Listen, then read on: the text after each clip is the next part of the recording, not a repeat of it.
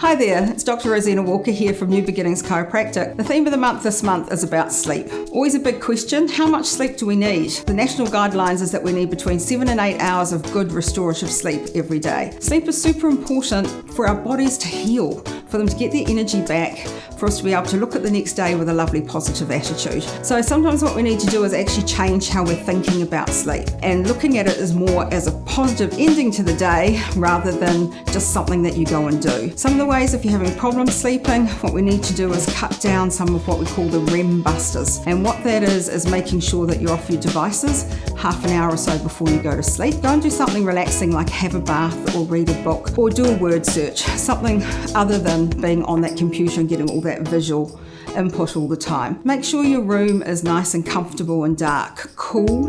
Make sure your mattress is nice and firm.